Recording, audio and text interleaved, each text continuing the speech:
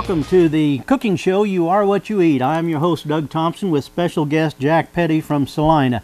And some of you would know Jack just by the name, but for those of you who do not know, Jack, raced almost every imaginable race car for a quarter of a century. Would that be pretty accurate? Correct, 25 years. Yeah, and Jack, you're in numerous racing Hall of Fames. Yes, I've been inducted into 3 racing Hall of Fames and honored as one of the racing legends of Topeka. And one of the most prestigious awards that I have had was a couple years ago. There's an organization back in North Carolina or South Carolina that once a year they recognize somebody that has been racing for quite a while and think that they did something to help the racing, and I don't even know them, but they honored me and got a nice big plaque for my contributions to racing. Yeah. And not only that, you're in Belleville Hall of Fame, the High Banks Hall of Fame, and the BCRA, Big Car Racing Association out of Colorado. I'm in their Hall of Fame, and 81 Speedway out of Wichita in their Hall of Fame. And this is a story, of course, those of you who have been watching the show know that we own the Kansas Auto Racing Museum, and I'm a racer, and so I don't always tell this story because I don't like it so much, but it's a true story that happened years ago when I was probably in my third year of racing, somewhere along in there. I was racing over in Salina, and I was fortunate enough to get the lead in a feature. I don't know, Jack, were they 25 lappers in those days at Salina? 20 or 25. Yeah, I don't remember one or the other. But I come down to the white flag, and I'd been up on the high side of the track, and I had a pretty good idea. Jack Petty was behind me, and probably some other pretty good racers. And so I got down to the last corner going into 3 and 4, which is the corner just before you go to the flag. And I said to myself, well, I don't want to mess this up. So I slowed down just enough so I wouldn't slide, I wouldn't make a major mistake. And I gave up that high groove, and right around me on the outside came Jack Petty, and he beat me to the flag. And we got up on the front stretch because 1 and 2, or maybe 1, 2, and 3 parked on the front stretch, and got out of the cars, and Jack was standing there, and Jack moseyed over to me, and he said, you know what, I couldn't have passed you if you hadn't given me that high side. And I said, you know, lesson learned. I said, I will never lose another race by letting off at the end. Well, I lost races at the end right there, but it was just good competition that happens in good competition. And I won races like that somebody let off, or I won right at the end. But I never lost another race from letting off at the very end and giving it away. So Jack gave a good lesson. Jack's been a good friend for many, many years. And those of you who are around the racing community would know that Jack has had one of the most horrific auto racing accidents happened at the Hutchinson Fairgrounds in 1974. Correct. It was July 28th, as I recall. July 28th, 1974. Yeah, and correct, we have the pictures. Grand Nationals. That's right, and we have the pictures over at the Auto Racing Museum. We're at Chapman Food Mart, of course, right now in the deli area, getting ready to. Jack's going to help us with putting something together that we're going to enjoy doing. But those pictures are on display, and you know, all of us. Anybody who cooks, you get a owie on your finger from getting a burn. You can imagine as you look at Jack, and you'll see this as you look at it. Jack suffered the loss of fingers and just a lot of injuries, and you can imagine the pain that Jack went through. If you just take the idea, I burned this little part on me. Now multiply that times what percentage of your body was burned? 60% of my body was burned. 40% was third-degree burns, and the third-degree burns are the ones that killed you. Yeah. And the way they figured that at that time was your chances of surviving. They take your age, which my age was 40, and the percentage of your body that has third-degree burns, which was 40%. They add those two together and subtract it from 100, and the answer to that is the chance you have of surviving. So I had a 20% chance of surviving when they got me to the burn center. And was in there 3 months and 3 days, and do not have any complaints. Had to lay out next season to heal up, but after that I got to go back raced 3 more years and won the season championship the last year that I raced, and second at a couple of other tracks, and thought that was a good time to retire from racing. It was the hardest decision I ever made in my life, but I have no regrets and no complaints. I'm still here, and people ask me about my hand, you know. Well, I didn't get an injury at all in the wreck, but my hand was burnt so bad they had to remove my fingers and part of my thumb. And I'm not really handicapped, Doug, just a little short-handed. Well, and I understand that. We're going to take a break. When we come back, we'll visit more with Jack Petty. Stay tuned.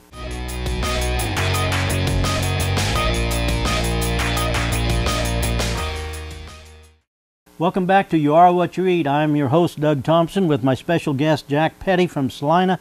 Jack's a race car driver, suffered horrific injuries on July 28, 1974 at the fairgrounds in Hutchinson. And Jack, I know that with these injuries that you have, well, thank you, you got the hat out. That reminds me, we have a tradition on the show. We always put these hats on, and we'll take a look at each other and see if these is something we should wear during the show.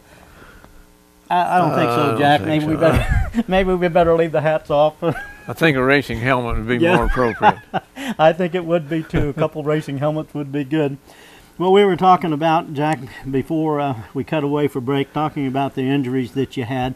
And, you know, this certainly, although I know you came back and you drove race cars, you won a track championship, but these events from that accident, you have to do a lot of things different, because it's not easy now to be able just to dress yourself sometimes. Yeah, that was a challenge. There was a lot of challenges when I got home from the burn center. But before that, I just want to say what a terrific job the people at the burn center, at KU Medical Burn Center, did.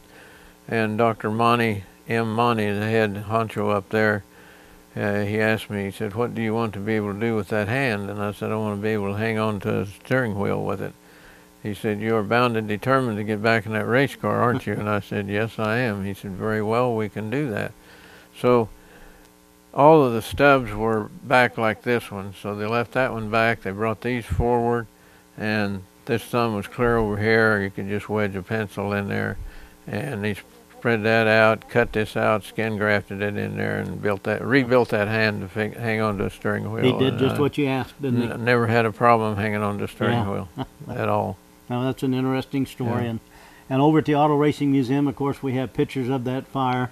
We also have, Jack and I did an interview a couple of years ago talking about the fire and Jack's life with racing, and that'll be on display at some point in time. But Jack, today, you're going to be making something, and I should tell the people, you know, they already know this about the You Are What You Eat show. I don't know how to cook, and some of the people who come on the show, we just sort of muddle through it and do all right. Sometimes we get actually a chef who comes on, and if I go to grabbing stuff, they'll move my hand back just like at the house. And so we have some of that. But you told me before we started, I'm not really a cook, but I can sort of get by. That's right. And make some of the things happen. So what are we going to make? Well, I'm going to make chef salad. I'm going to attending a cooking class in Salina, and this has helped me because I never had to cook before. And now that I'm a bachelor, why, it's a good thing that I'm easy to cook for, because I have to eat my own cooking. And one of the things I put together frequently, have about 4 times a week, is chef salad. So I brought the ingredients to that, and I'm ready to get started. Okay. Put it together whenever you're ready. I'm ready. What do we need to do first? Well, the first thing to do is take the salad mix, which they've got some pretty good sized chunks in them, and I start off by dumping part of that in there, about a third of it, and then I just break it up, because the chunks are just bigger than what I like, and might be all right for somebody. And open that back up. Want some more? Yeah. See, this is kind of like when the pros come in. Put that down, Doug. Open that. Don't do that. I will let you help, though, Doug. Go ahead and dump about a half of that in there now. Okay. I'll break it up some more. And, of course, we're at the Chapman Food Mart, so all of these food products are available at the Food Mart, along with the meat deli. meat and deli area, which is just fantastic. You're going to need some more of it too, aren't you? Yeah, we're going to use all of it. We're going to use all of it. Don't close it up. Yeah, I won't.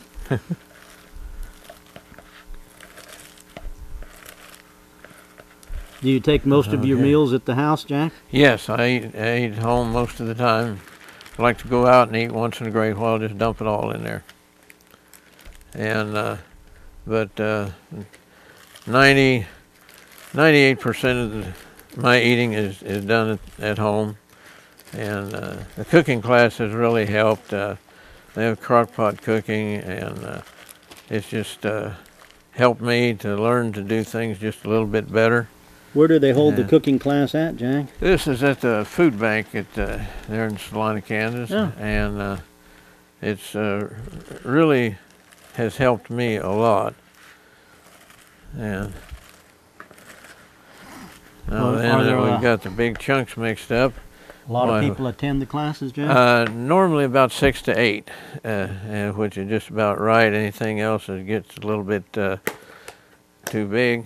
And we'll dump these up, and then we'll dice these onions up, and you can put however much or however little that you want to. And I like onions, always liked onions. And one thing about a chef salad, you just there's so much different stuff that you can put in that you just put in what you want and what you have available. That's kind of what I do. I put in what I have available. And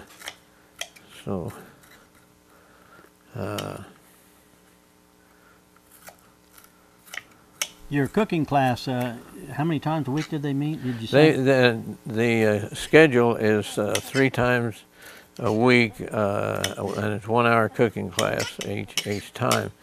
And sometimes on holidays, or if the weather's bad, well, they'll cancel. So sometimes it's once a week, but the normal schedule is 3 times a week.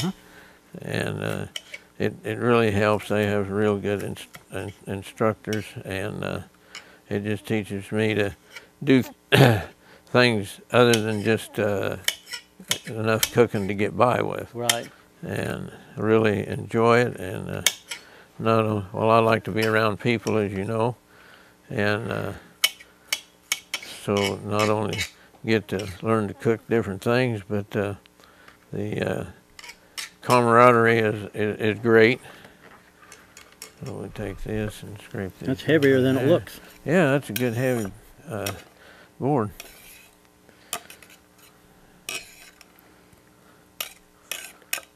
Of course, I kind of halfway prepared this stuff for benefit of time frame, and then the next thing is let me cut away to break here in just a second. You'll notice on as you're watching us on this, Jack and I are beginning to cry, but it's because of the onions. So we're going to take a break. We'll be back.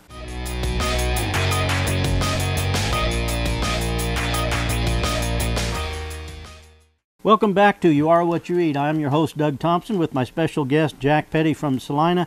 Jack, we've been working on a salad. The last thing that we did was you cut up onions and put them in there. And when we were on break, I think maybe most of the tears got away, so we're hopefully over that one. And now what happens? Oh, we're ready for the next step now. Let me move this out of the way. And dump these green pepper out and dice them up and put them in there. And then we'll mix that all up.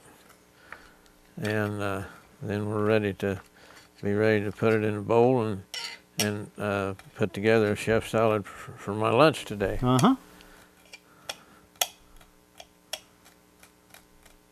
So do you go shopping when you're in Salina? Of course, you can't go to the Chapman Food Mart, but you go to one of the grocery stores there. You have a store you go to, and now you begin to know what you're looking for peppers, and you're beginning to fondle the fruit now, so you know what's good and what isn't. Yep, yeah, I was taught that a long time ago. My former companion of 35 years, she worked in the produce department, and so I learned quite a bit about that from her. And so I guess you never do get through learning. I hope I never get through learning more stuff, because I really enjoy this. And we're not going to bother about chopping these up real small.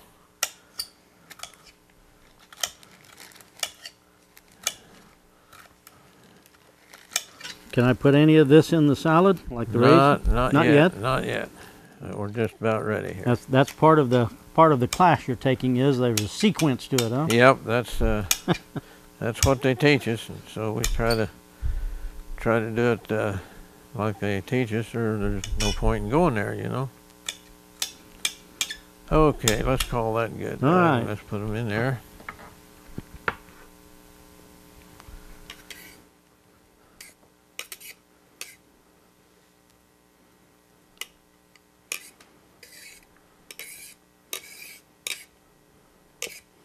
Good enough. Okay.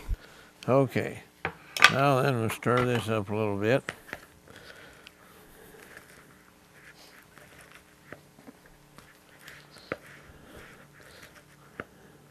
So when we get all done with this, you're taking this home, huh? Heck yeah. I'm fixing my lunch See, right now. All the other people that have come here and they've mixed all of this stuff up, why they usually leave it.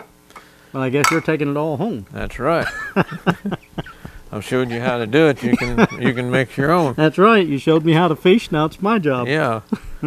Okay. Now the next thing we need is the raisins. Raisins. In there. Okay. Yeah. You want the raisins in here? Dump them right in there. Right. That stuff there that we just mixed up, I leave it in the bowl and get about 4 chef salads out of it, 4 meals, and that stays in the refrigerator, of course. And then you put all the raisins dump them in? all in there. Dump them in there. And this is the rest of this is how we finish fixing it up for individuals. And I'm using the Italian dressing today. You can use whatever dressing you prefer, of course. We'll stir this up and mix the dressing up in there. And then the next thing we want is the bacon. The bacon. All right. I had a 50-50 chance and got it right. I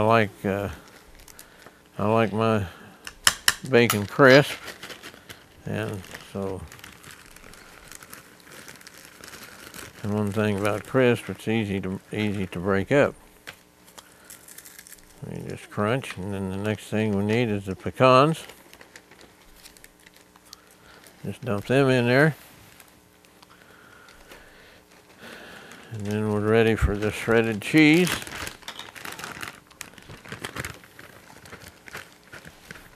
I think it's a pretty healthy meal. I don't know much about that healthy stuff or not healthy stuff, but I just make it the way I like it, and everybody else can do the same. There's a lot of different things you can put in a chef salad, and I like top it off with slices of boiled egg, scatter them around. It not only tastes good, but don't look too bad too. No, it looks pretty good. It's a nice looking salad. And I always say on something like this that kings don't eat any better than that.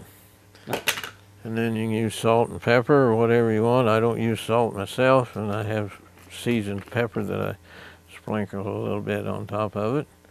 And my lunch is ready. Your lunch is.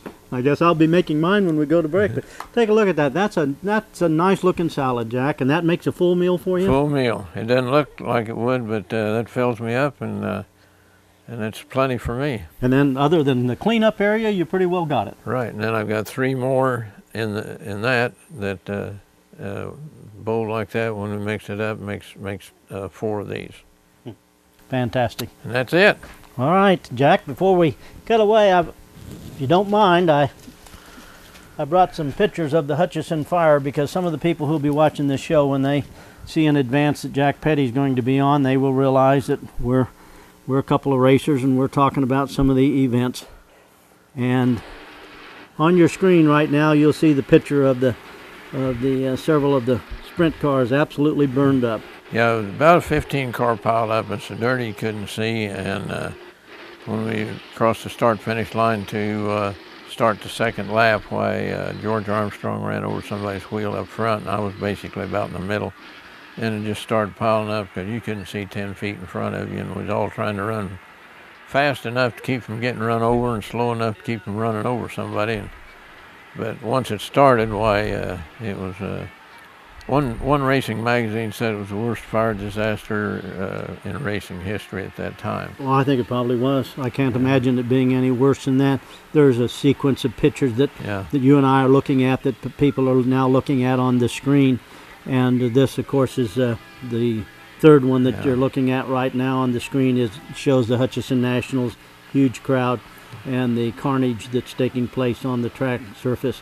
And Jack, I know you had jumped out of that fire, but not until you got a lot of damage done to you. Right, and the first time I started coming out through the top, more cars was crashing in. I fell back down in, and then the second time I was able to get up on top of the car and jumped toward the infield and landed just barely out of the fire. And a couple of guys in the next picture there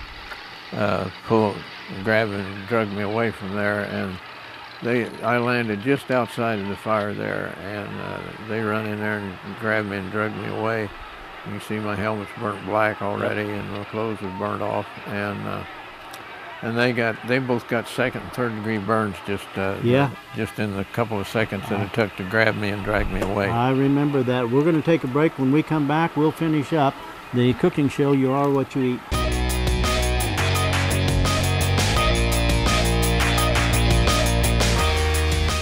Welcome back to You Are What You Eat. I'm your host, Doug Thompson, with special guest Jack Petty. Jack Petty's a race car driver. I know, Jack, you and your dear friend had been together 35 years, and she passed away recently. And so we were talking off camera some of this, that, well, these are some of the things that I now do because I'm by myself. Right. I'm a bachelor, and you made, of course, a chef's salad, and broke it down to where this is what you would normally eat in a day, and then this would take care of 3 more meals. And we were talking some about not only your racing career, which is a very distinguished racing career, but this is this is at the accident in Hutchinson. And on the screen right now, the folks are looking at you jumping out of that fire. Right. That's the second time you'd been on top of that car, isn't it? Well, I was only about halfway out the first time, and more cars crashed in, and I fell back down in there. And then that next time I was able to get up on top of the car and make what I call the leap for life. I landed right in here, the only place that I could have landed that I would have been out of the fire. And this is Aaron Madden over here on the other side, right there. Here, yeah. Yeah, and his fuel tank was the first one that blowed up, and I was sitting crossways in the track against the back end of his car. And he had a 36-gallon of gasoline on board, and so we both were just immediately human torch at that time. Jack, thank you so much for being here today. Thank you for bringing the product in. Hope you've enjoyed this episode of You Are What You Eat with my special guest, race car driver Jack Petty.